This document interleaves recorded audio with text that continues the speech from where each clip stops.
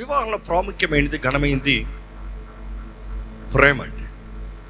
దేవుని వాక్యం తెలియజేస్తుంది, ప్రేమ అన్నింటిలో ఓర్చుకుంటుంది, ప్రేమ అన్నింటిలో సహిస్తుంది. ప్రేమ ఇస్ ఎండ్యూరెన్స్, పేషెన్స్. ప్రేమను బట్టి ఏదైనా కూడా దేవుని వాక్యం చూసినప్పుడు ఆత్మ ఫలము ఏమనగా ప్రేమ అని ప్రారంభిస్తాం. కానీ ఇంకా వివిధ లేఖనాల్లో చూసినప్పుడు ప్రేమను బట్టి అన్నీ చేస్తామనేది చూస్తాం. సో ప్రేమ అనేది చాలా ప్రాముఖ్యమైనది. ప్రేమ అన్నప్పుడు ఈ లోకంలో ప్రేమ అన్న మాటకి ఎవరు ఒపీనియన్ తగినట్టుగా they have their own meaning. వాస్తవానికి గ్రీక్లో చూసినప్పుడు 7 రకాల ప్రేమకి సంబంధించిన మాట ఉంటుంది. భార్య భర్తల మధ్య ప్రేమ అంటాం, తల్లిదండ్రుల బిడ్డల మధ్య ప్రేమ అంటాం, స్నేహితుల మధ్య ప్రేమ అంటాం, అన్నిటికీ ప్రేమ అన్న మాట వాడతాం. కానీ గ్రీక్లో చూసినప్పుడు ప్రేమకి 7 రకాల మాటలు ఉంటుంది. మెయిన్గా 4 మాటలు వాడతారు. సహజంగా 4 మాటలు మాట్లాడినప్పుడు ఒకటి ఎరోజ్ అన్న మాట చూస్తాం.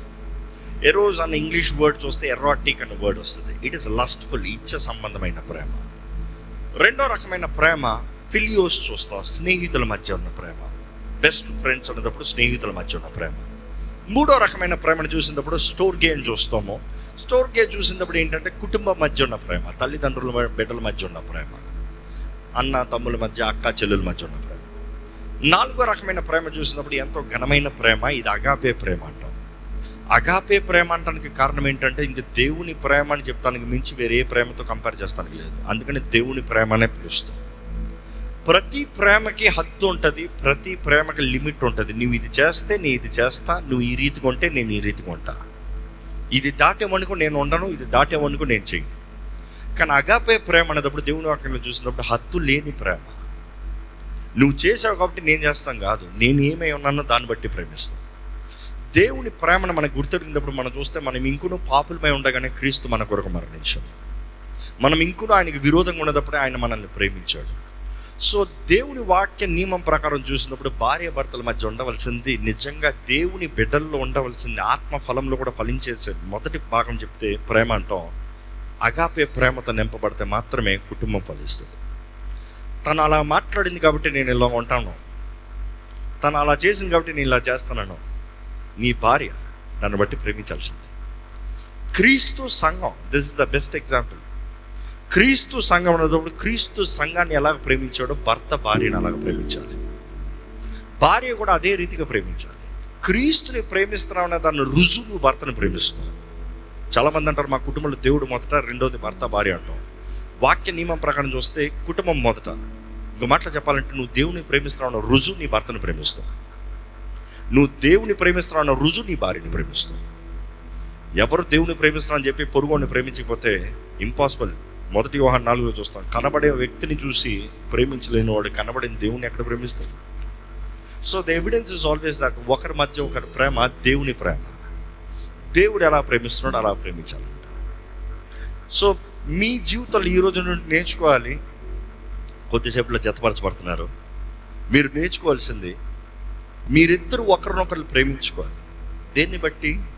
వారు మంచోలా చెడ్డోలా, చెప్పింది విన్నారా లేరా ఇవన్నీ కాదు. నీ స్థానాన్ని బట్టి నువ్వు ప్రేమించాల్సిందే. నువ్వు దేవుని బిడ్డవు కాబట్టి ప్రేమించాల్సిందే. దేవుని ప్రేమతో నింపబడి, ఇంకో మాట చెప్పాలంటే దేవుని ప్రేమను చూసినప్పుడు మనం ప్రేమిస్తున్నాం అనేటప్పుడు ఇతరులు మారటానికి అవకాశం ఇస్తాం, ఇతరులు మారటానికి తరుణం ఇస్తాం. నీకు ఇష్టం లేనిది చేసింది ప్రేమించు, ప్రేమతో చెప్పు. నువ్వు వద్దనేదే చేశాడమ్మా, సరుక్కుంటాం కన్నా ప్రేమతో చెప్పు. ప్రేమను బట్టి మారటానికి అవకాశం. కొంతమంది అయితే ముందే బ్యాచ్లు వేసేస్తారు, స్టాంపులు వేసేస్తారు, ఇంక నువ్వు మారో, ఇంక నువ్వు చెయ్యు, ఇంక ఇది జరగదు, ఇంక ఇది అయితే. మనం విశ్వాసం ఉన్నంత వరకు దేవుడు ఏదైనా చేస్తానని చెప్తాం. మన విశ్వాసం అన్నప్పుడు మనం మారతారని విశ్వసించి మనం తరుణం ప్రేమ చూపిస్తాం. తల్లులు బిడ్డలకి కావాల్సినంత ప్రేమ చూపిస్తారంట, భర్తకి ప్రేమను చూపిరంట. బిడ్డ అదే తప్పు ఎన్నిసార్లు చేసినా బిడ్డని క్షమిస్తారంట, భర్తను మాత్రం ఇంక నువ్వు మారవని చెప్పేస్తారంట. వర్ష నేను భార్యకి సపరేట్ చెప్పట్లేదు, భర్తకి సపరేట్ చెప్పట్లేదు, ఇద్దరికి మార్చి మార్చి చెప్తున్నా. ఇద్దరికి ఒకరు ఎలాగ బిడ్డలు మారి ఎదిగి చక్కగా ఉండాలని ఆశపడతామో మన వివాహ జీవితం కూడా మనం కట్టుకోవాలి, మనం వర్ధలింపజేయాలి. దేవుని వాక్యం చూస్తే క్రీస్తు పునాది సంఘం, ద బిల్డింగ్, బయటికి కనబడేది బిల్డింగ్. దేవుని వాక్యం తెలియజేస్తుంది, జ్ఞానవంతురాలు ఇల్లు కడతాడంట, 3 రాళ్ళు సొంత చేతులతో ఇల్లు ఓడబెడుగుతాడంట. అంటే అర్థం ఏంటి? ఎంత చక్కని ఇల్లు ఉన్నా కూడా మూర్ఖ స్త్రీ వస్తే మొత్తం ఓడగొడుతుంది, నాశనం చేస్తుంది. అంటే ఎంత మంచి జీవితము దేవుడు ఇచ్చినా కూడా పాడైపోతుంది. జ్ఞానం కావాలి కుటుంబం కట్టబడటానికి. కానీ ఏదైనా కూడా ప్రేమ లేనిదప్పుడు సహించలేము, ప్రేమ లేనిదప్పుడు ఓర్చలేము. సో ప్రేమ నెంబర్ 1. కొంచెం వేగంగా వెళ్తాను. రెండోది చూసినప్పుడు ట్రస్ట్. ఒకరినొకరు నమ్మాలి. అమ్మ ఒకే మాట చెప్తాను, అయ్యా నీకు ఒకే మాట చెప్తా. తను నువ్వు పెరిగిన రీతిగా పెరగల, ఆయన నువ్వు పెరిగిన రీతిగా పెరగల. మీ అమ్మ ఆయన అమ్మ కాదు, వాళ్ళ అమ్మ మీ అమ్మ కాదు. అర్థమైందా? మీ అమ్మ చెప్పినట్టు చేశారనుకో, ఒకరికొకరు గొడవలే పడుకుంటారు. నేను ముందే చెప్పేస్తా, వాళ్ళు ముందే చెప్పేస్తా. దేవుని వాక్యం ప్రకారం చేయండి. ఎందుకంటే లోకరీతిగా చూసినప్పుడు ఒక్కొక్కరు ఐడియాలజీస్ వేరు. మీరిద్దరు ఒకరినొకరు నేర్చుకోవాలి, అర్థం చేసుకోవాలి. మీరు ఒకరితో ఒకరు సంసారం చేస్తారు, వారి తల్లిదండ్రులు మీతో సంసారం చేయట్లేదు. అర్థమవుతుంది కదా? కొన్ని వేల ఫ్యామిలీ కౌన్సిలింగ్ చేస్తున్నాం, మీకే తెలుసు. జనరల్గా వచ్చే సబ్జెక్ట్స్ జనరల్గా అడ్రస్ చేస్తాం. Keep it straight. మీరు ఒకరినొకరు నమ్మాలి, ఒకరొకరి పైన విశ్వాసం ఉంచాలి. నేను వీరికన్నా మా తల్లిదండ్రులు నమ్ముతానంటే నీ కుటుంబం నాశనం అయిపోతుంది. మీరు ఒకరినొకరు ప్రేమిస్తున్నారు అనేటప్పుడు ఒకరినొకరు నమ్ముతారు. ట్రస్ట్ బయట వారి మాట కాదు, వాళ్ళు వీళ్ళ మాటలు కాదు. ఒకరిని ఒకరు అడిగి తెలుసుకోవాలి. వివాహంలో ఊహలు ఉండకూడదమ్మా, ఏదన్నా అడిగి తెలుసుకోవాలి. అనుకున్నాను అన్న మాట ఉండకూడదు. Sharath you have to be very clear. Ask her, talk to her, ask her with love. తెలుసుకో, హృదయంలో ఉన్న మాట తెలుసుకో. ఒక క్రియ, ఒక కార్యం జరిగినప్పుడు ఏమి జరిగింది అంటాం కన్నా ఎందుకు జరిగిందో తెలుసుకో. ఎందుకు తెలిసినప్పుడు you will understand the context of the meaning why she behaved. ఎందుకు అలా చేసిందో భావం అర్థమైనప్పుడు తనను ఓర్చుకుంటానికి, సహించుకుంటానికి సులభం ఉంటుంది. అర్థమైంది కదా? కొన్నిసార్లు మన ఏం జరిగింది, ఈ నష్టం ఏంటి అన్నప్పుడు కొన్నిసార్లు నీకు ఇదే హద్దు ఉంటుంది. ఆ హద్దు దాటినట్టు ఇది ఎందుకు అన్న వెంటనే నీ కోపం రావచ్చు. కానీ ఎందుకు చేసింది గ్రహించినప్పుడు దేర్ ఇస్ అ వ్యాలిడేషన్, ప్రేమ ఎక్కువ అవుతుంది. సో ఒకరినొకరు నమ్మండి. ఈ రోజు నుండి మీరు ఒకరిని ఒకరు నమ్మాలి. శరత్, ఈ రోజు నుండి నీ కుటుంబం వేరు, తేజ కుటుంబం వేరు. తేజ లైఫ్ స్టైల్ వేరు, తేజ ఐడియాలజీ వేరు, తేజ టాకింగ్ వేరు, తేజ వేరు. ఇద్దరు నాకు తెలుసు, కానీ ఇద్దరు వేరు. నీ భార్య ఇంకోటితో పోలుస్తానికి లేదు. అమ్మ నీ భర్తే అవుతాడు, ఇంకోటితో పోలుస్తానికి లేదు. Never compare your partner with anybody. మా వదినైతే ఇట్లా చేస్తారన్న మాట ఎప్పటికీ నీ భార్య దగ్గర మాట్లాడకూడదు. నా పలానా ఫ్రెండ్ భర్త అయితే ఇలా ఉంటాడన్న మాట ఎప్పటికీ, ఆ రోజు నీ భర్త స్థానాన్ని నువ్వు తీసి పడేసావు. Never compare. Trust. Trust is not only meaning నువ్వు మంచోడని నేను నమ్ముతాం మాత్రం కాదు, మంచోడు కాకపోయినా మంచిగా అవుతావు నమ్ముతాం. Having faith and trust. ఆత్మఫలం గురించి వారం ఇంటనే వచ్చు. ఫలము ఫలించేవారిగా మనం ఉండాలి. దాంట్లో ఒకరిని ఒకరు నమ్మాలి. మనం దేవుని దగ్గరకు వస్తామంటే దేవుడు ఎవరో నమ్మి వస్తాం. మీరిద్దరు కూడా ఒకరిని ఒకరు నమ్ముతేనే కానీ మిమ్మల్ని మీరు సమర్పించుకోరు. లేకపోతే మీ హృదయంలో దాపకాలు ఎక్కువ ఉంటాయి. సీక్రెట్స్ మెయింటైన్ చేయొద్దు. Trust, open your self. ఒకరితో ఒకరు ఓపెన్గా ఉండాలి. ఓకే. మూడోది చూసినప్పుడు రెస్పెక్ట్ అండ్ ఆనర్. ఇది చాలా కష్టమైంది. నీ శరీరం వల్లే నీ భార్యని ప్రేమించాలి, గౌరవించాలి. నీ శరీరాన్ని అబ్యూస్ అయినప్పుడు నీ భార్యని అబ్యూస్ చేయదు. Honour each other.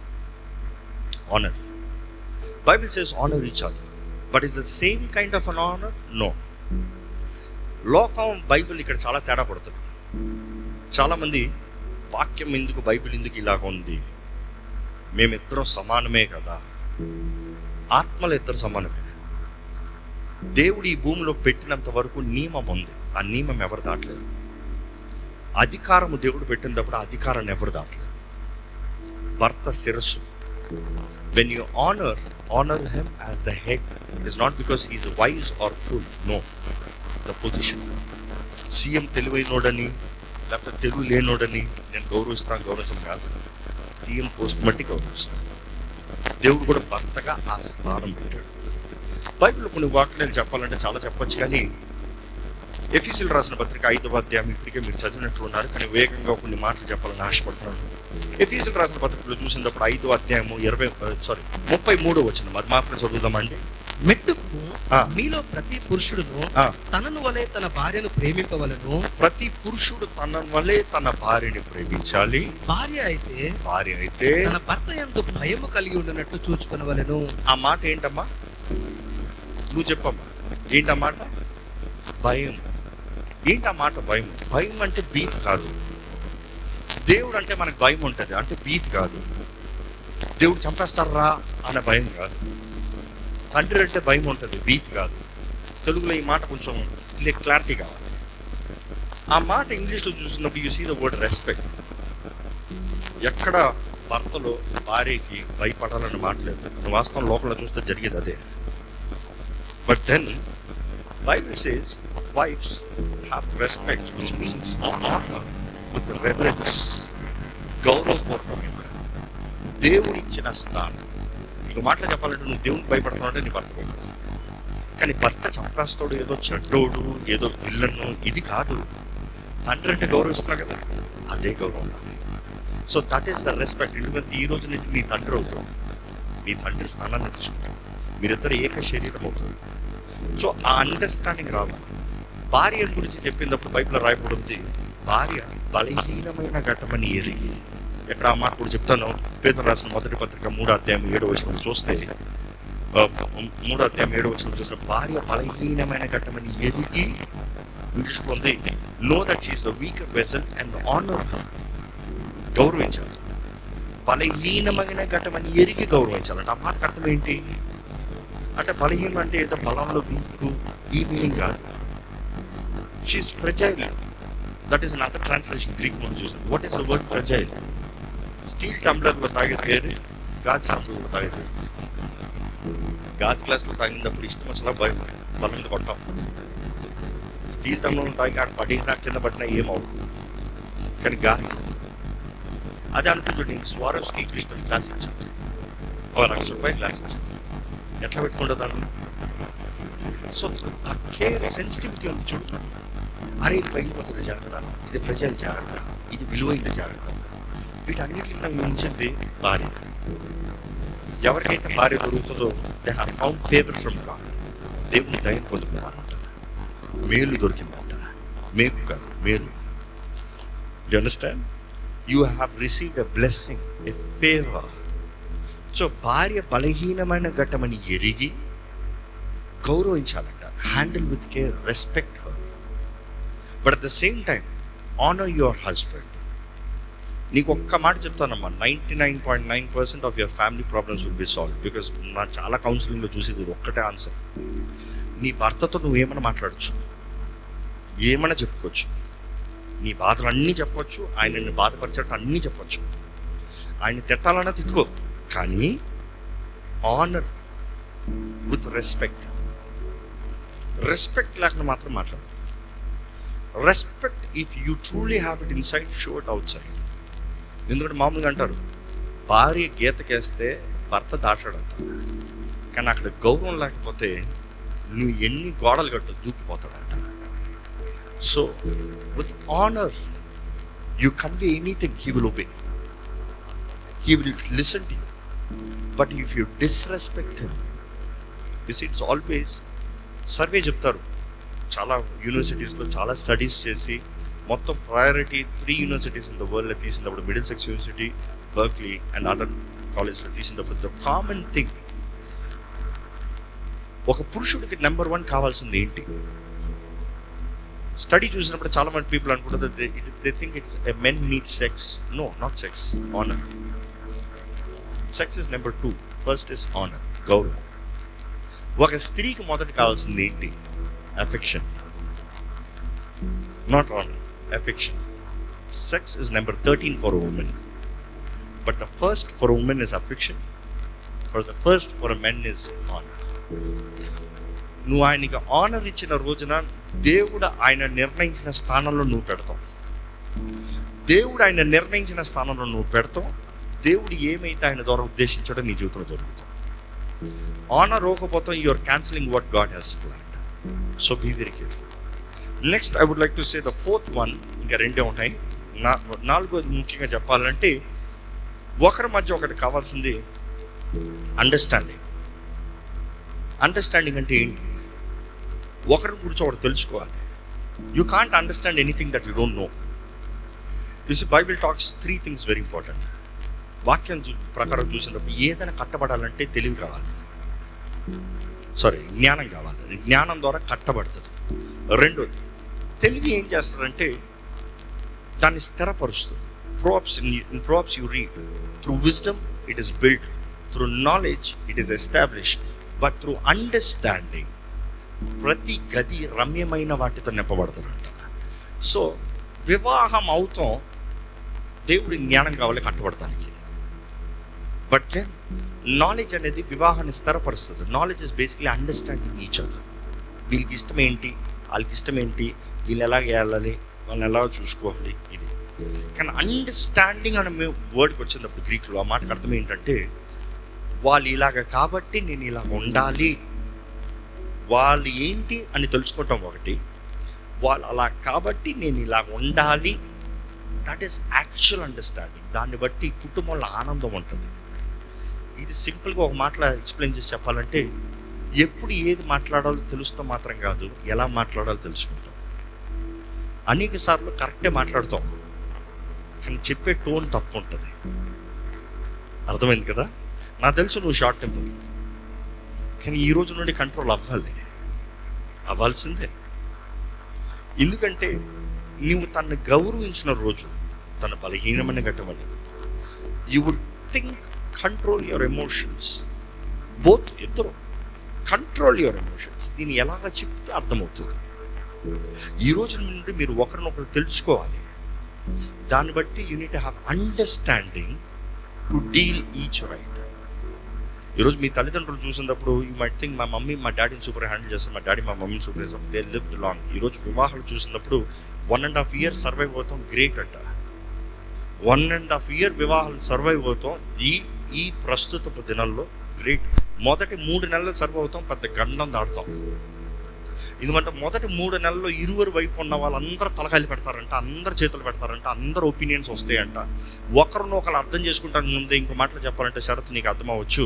నువ్వు నడుపుతా ముందే ఒకడు లెఫ్ట్ పో, ఒకడు రైట్ పో, ఒకడు బ్రేక్ కొట్టు, ఒకడు రివర్స్ రా, ఒకడు అటు చూడు, ఒకడు నడపగలవా? పిచ్చి పడుతుంది. కొన్నిసార్లు ఏమంటే అందరు నోరు మూసుకుంటాంట. 3 నెలలు ఎవరిని మాట్లాడిన ఫస్ట్ నువ్వు రోడ్ చూడు, నీ స్టీరింగ్ నీ కంట్రోల్లో రాలే, నీ బ్రేక్ సెన్సిటివిటీ ఏంటో చూసుకో, క్లచ్ సరిగ్గా పడుతున్నావు చూసుకో, యాక్సిలేటర్ ఎంత తొక్కితే ఎంత లెగుస్తుందో చూసుకో. కొన్ని బొళ్ళు తొక్కిన 3 సెకండ్లు లెగుస్తుంది, కొన్ని తొక్కిన వెంటనే లెగుస్తుంది. అన్నీ కంట్రోల్లో పెట్టుకుని అప్పుడు అంత అయిన తర్వాత ఎక్కడికి పోవాలో అడుగు. సలహాలు ఇస్తారు. సలహాలు తీసుకోవద్దని చెప్పట్లే, అనుభూతులు తీసుకోవద్దని చెప్పట్లే, కానీ నీ భార్యను ఎలా డీల్ చేయాలో మాత్రం అవుతుంది. అది నువ్వు తెలుసుకోవాలి. అర్థమైంది కదా? So it is that 3 months time దాటితే 60% క్లియర్ అయినట్టు, కానీ 1.5 year దాటితే 90% క్లియర్ అయినట్టు. దాని తర్వాత పెద్ద రాయి ఎక్కడ పడతారంటే 10 సంవత్సరాల గంట. సర్వేలో తెలియజేయబడింది 3 సంవత్సరాలకి 3 నెలలకి అనేక వివాహాలు కొట్టుకుపోతాయి. ఈ మధ్యకాలంలో విడాకులంతో 1.5 సంవత్సరం లోపలికి ఇంకా అనేక శాతం పోతాం. 10 సంవత్సరాలు అయిన తర్వాత ఈయన నాకు వద్దే వద్దు అయిపోతుంది. సో బట్ దెన్ సర్వే కూడా తెలియజేస్తుంది 10 సంవత్సరాలు దాటిన వాళ్ళంట లైఫ్ టైం సెట్ అయిపోతారంట. ఎందుకంటే ఒకరినొకరు ఎట్లా ఏగాలో చూసుకుంటారంట. కానీ దేవుని వాక్యం చూసినప్పుడు ఏగాలో కాదు, ప్రేమలో వర్ధిల్లాలి, కుటుంబంగా వర్ధిల్లాలి, నిజమైన స్నేహితుల వల్లే జీవించాలి. ప్రసంగం చూసినప్పుడు ఒకరికి నిద్ర బెటర్, ఒకటి పడితే ఒకరు లేపుతారంట. ఒకటి కష్టాచితంగా ఇద్దరు కష్టాచితం అధికం, లాభం అధికం. సో లాభం అధికం అనేటప్పుడు ఇద్దరు ప్రయాసపడితే, కుటుంబంగా ప్రయాసపడినప్పుడు there is more blessing that you see. చివరికి చెప్పాలంటే as I said understanding is 4th. చివరికి చెప్పాలంటే విశ్వాసం. ఇది యాక్చువల్గా ఫస్ట్ పెట్టాలి, కానీ చాలాసార్లు మనం ఇది ఫస్ట్ పెట్టి మిగిలినన్ని క్యాన్సిల్ చేస్తాం. విశ్వాసం అనేటప్పుడు దేవుని మీద విశ్వాసం. మొదటగా ఈరోజు చాలా క్రైస్తవ కుటుంబాలు సోకాల్ చేసేదంటే అన్నింటికి దేవుడు అని చెప్పేస్తారు, వీళ్ళేం చేయరు. అందుకని అంటాం ఫస్ట్ నువ్వు చేయాల్సినవన్నీ చేసి దేవుని దగ్గర. ఈరోజు చాలామంది దేవుడు అన్న పేరులో దేవుని నామానికి అవమానం వచ్చే కార్యాలు ఎన్నో చేస్తుంది. కానీ మీ జీవితాలు మాదిరికరంగా ఉండాలి. మీ జీవితాలు ఇతరులకి ఒక మాదిరికరం. మీ కుటుంబాన్ని చూసినప్పుడు ఇతరులు దేవుని చూడాలి. నేను ఒకటే అంటాను, మీరు దేవుని యందు వచ్చే విశ్వాసం, అమ్మ ఇద్దరికి చెప్తాను ఒకే మాట, మీ జీవితంలో దేవునికి మొదట స్పేస్. నేను ఎప్పుడు ఒకటే అంటానమ్మా, నా భార్య దేవునితో ఎక్కువ మాట్లాడాలి నాతో కన్నా. తను ఎప్పుడు నాతోనే మాట్లాడింది అనుకో ప్రాబ్లం అయిపోతుంది. తన దేవునితో మాట్లాడి దేవునితో సరిగా ఉన్న రోజున నాతో సరిగా ఉంటుంది. Same thing. నేను దేవునితో సరిలేకపోతే నా భార్యతో సరిగా ఉంటాను. నేను దేవునితో మాట్లాడకపోతే నా భార్యతో సరిగా మాట్లాడను. నా భార్యతో మాట్లాడాను అనుకో కసురుతాను ఉంటాను. కానీ దేవునితో మాట్లాడిన రోజున కామ్ అయిపోతాను. ఎందుకంటే ఆయన సమాధానం, ఆయన లెక్కప్ప చెప్పాలి, ఆయన ముందు జాగ్రత్తగా బ్రతకాలి. విశ్వాసం చాలా ముఖ్యం. దేవునికి మొదటి స్థానం కుటుంబ జీవితంలో ఇవ్వండి. మొదటిగా ప్రార్థన, వ్యక్తిగత ప్రార్థన ఉండాలి, భార్యాభర్తల ప్రార్థన ఉండాలి. రేపు బిడ్డలను కన్న తర్వాత కుటుంబ ప్రార్థన ఉండాలి. మా ఇంట్లో ఈ 3 జరగాల్సిందే, లేకపోతే ఎవరు పడకెక్కుతుంది. కుటుంబంగా నా బిడ్డలతో పాటు చిన్న చిన్న బిడ్డలైనప్పుడు కూర్చోవలసింది ప్రార్థన. రెండోది, నేను నా భార్య కలిసి ప్రార్థించాలి. మూడోది, వ్యక్తిగతంగా నేను పొద్దుట లేచి ఫస్ట్ దేవుని చూడాలి, నా భార్య ముఖం కాదు. దేవునితో మాట్లాడాలి. మోకరించి నేను దేవునితో మాట్లాడిన తర్వాత నేను నా భార్యతో మాట్లాడతాను. మీకు ఫండమెంటల్. మీ విశ్వాస జీవితంలో మీరు ఎదగాలి, ఫలించాలి. ఆ మంచి ఫలం మీరు ఫలిస్తామో ఇతరులకి దీవెనకరంగా ఉండాలి.